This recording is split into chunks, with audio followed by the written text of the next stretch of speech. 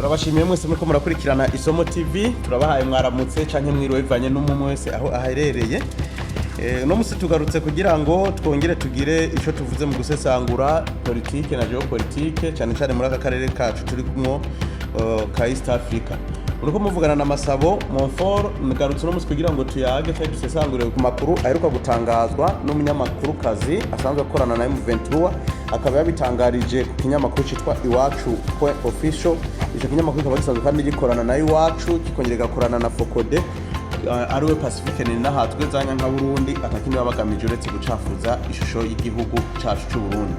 Rero mu bisanzwe hari amakuru baheruka gukwirakiza avuga ko ngo Yoba yahuye n'umusirikare n'abasirikare bafashwe na M23 akavuga ko abasirikare barabasikaye b'u Burundi. Murazi ko twaheruka kubeshuza ibintu bavuze ko abasoda barenga 9,000 by'abarundi ngo bapfuye bagapfira muri Kongo mu kiringo c'imyaka 2 akaba ari kinyoma naco nyene cambaye ubusa. Rero ubu naho yari yatangaje avuga ko mu basoda ngo bafashwe abarundi ngo baganiriye ngo aramubaza aca mubwira ko ngo abarundi ngo kuba yarafatiwe muri Kongo na batazi nyene yashitseyo aca mubwira ko kandi ko kuja muri Kongo ngo bagendayo ngo batwawe ku nguvu akavuga ko kandi ko ngo umusoda yamubariye ko ngo wase kugenda kugana muri Kongo ngo baca bakwica ngo n'umuryango wawe wose ngo kandi ngo mu kuja muri formation ngo barabagabura ngo batutsi ngo bakaje kwabo ngo n'abahutu ukwabo.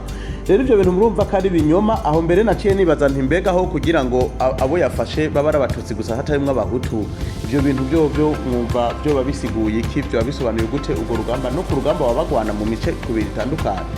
Rero abarundi mwese murazi ko ivyo bintu ari binyoma byambaye ubusa nta muntu numwe atabizi.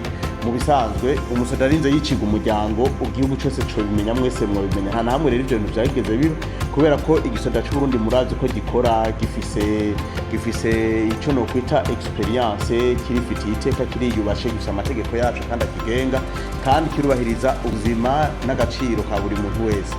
Rero amakuru nayavuga ko imyimenyerezo ngo Yobe canke formation zoba zikorwa mu bice bitandukanye navyo nyene nibinyoma byambaye ubusa. Murumva ko nta kintu kibabagamije sivyo gusambura Burundi guca mu moko igisoda cy'u Burundi guca mu migubiri ariko ivyo nivyo bishobotse kubera ko murazi ko mu Burundi twamaze gutsimbataza ubumwe n'ubwiyunge kandi igisirikare nibyo shusho mu bisanzwe y'igihugu cyacu cy'u Burundi no kubana neza ko abarundi bose kiretse ivyo bintu yavuze ko biba mu Rwanda ngira n'ubundi yashatse kuvuga mu Rwanda reka ingereza mu Burundi kubera ko mu Rwanda bagufashe bakagutwara muri 23 kanka baca bakwicana n'abantu bose umuntu wese agiye kubaza ico kibazo cawe bahita bamwica. Murabizi ko na Kofi Beto yari umusesanguzi muri geopolitike bamwishe gushika tutazi irengero ryiwe.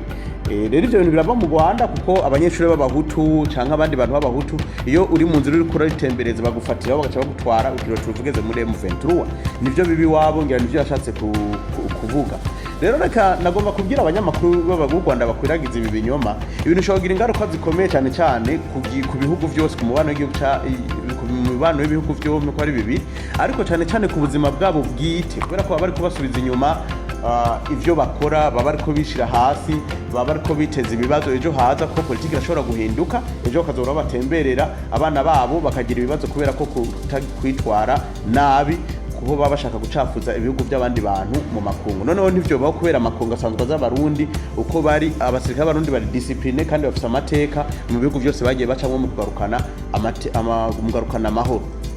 No turahumuriza abarundi mwese mwumve ko amakuru y'ibihuha mwo yirinda amakuru atagira ishingiro muza murayirinda cyane cyane aya makuru abagomba kuducamwe imigwi kutugaruka mu by'amacakubiri cyane cyane aya makuru abagomba gutera ubwoba canke guca ivutu abasirikare b'igihugu cy'u Burundi. Rero twobatera intege ahubwo twese aho tubonye amakuru tukayabeshuza kuko nibinyoma byambaye ubusa. Ikindi naco rero reka mbwire aba bantu nk'abaskovya bande aba bagore bose baza batangaza ibintu by'ubusa bamenye ko abarundi twe twabahinyuye kandi abarundi dufatanye mu nda kandi abarundi atakintu cyacu cyose gishoboka duca intege atari ibintu byose bishobora kutwononera imitwe yacu. Twebwe turiteguye kandi tumeze neza kandi turubaha igihugu cacu. Rero abarundi mwese turi kumwe twese birashoboka nico civugo muze dufatanye mu gukingira ishusho y'igihugu cacu mu gukingira ubutungane bwacu mu gukomeza ubumwe no mu kwirinda amakuru atagira ishingiro.